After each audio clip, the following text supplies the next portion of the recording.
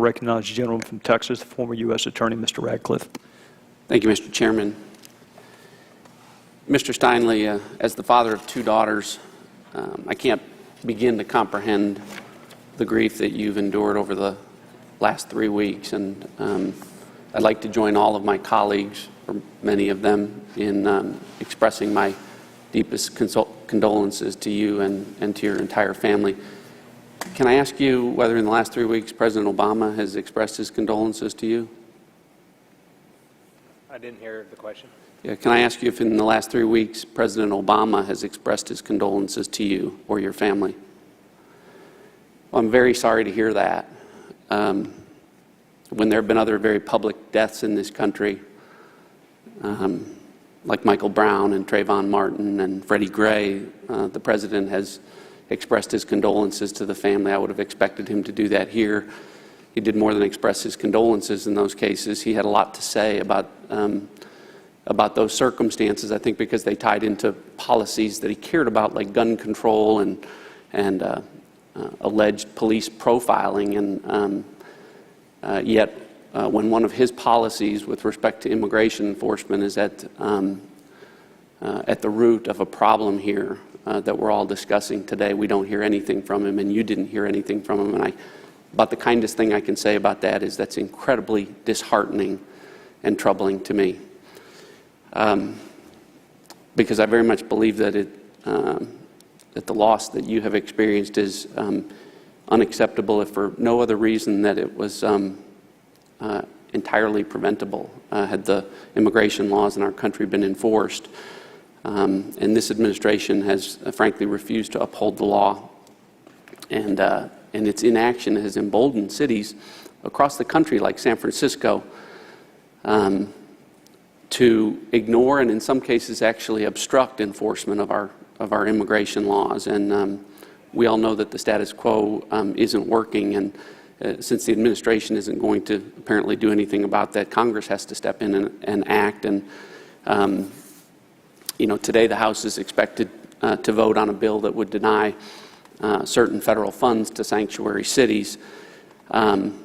And I do think that's a good first step. I agree with Ms. Vaughn that that's all it is, that it's just a good first step, and that we certainly have to do more, and that we have to have the courage and conviction not to do just to do more, but to do what's right. So, Ms. Vaughn, let me ask you a question. In your testimony, you noted that detainers have been used for decades and have been viewed by law enforcement as mandatory rather than just optional. In your opinion, what do you think is at the root of this dramatic departure from prior interpretations?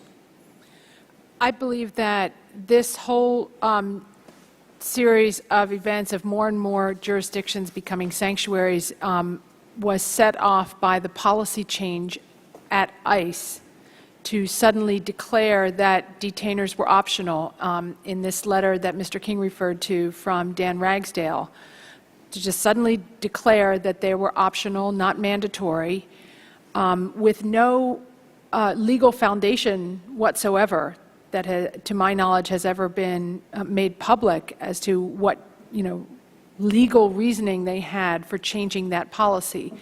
But once that was done, that then provided legal cover for all of these other jurisdictions around the country to change their policies to stop complying with the detainers.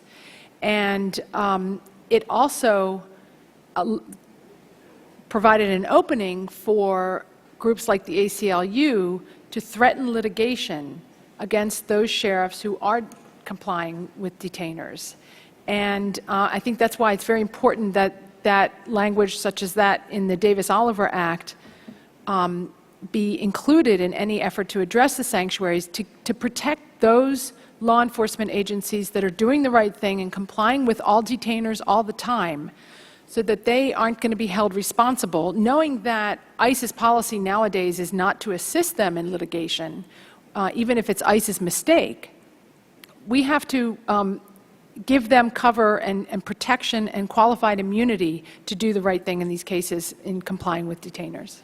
Thank you, Ms. Vaughn. I appreciate you being here. I found your testimony earlier compelling. Sheriff Jones, I found yours compelling as well, and I'd like to give you an opportunity because you talked about this same issue about detainers being interpreted as mandatory previously rather than just requests, and I'd like to ask you the same question about whether you have an opinion about what's caused this dramatic shift. The gentleman's out of time, Sheriff, but you may answer the gentleman's question. Thank you, Mr. Chair. Clearly, it's policy differences, and obviously, as the member pointed out, these policy and the preferences came about long before the decision in Clackamas County, Oregon. That was just a catalyst and a vehicle for them to make that a nationwide policy shift. You have to understand that the DHS Assistant Secretary over State and Local Law Enforcement is Heather Fong. She's the former police chief of San Francisco. So not saying anything about her competence as police chief or in the position she currently holds, but that does give you some insight into the political will and mindset of this administration. Thank you. I appreciate you all being here, and I yield back, Mr.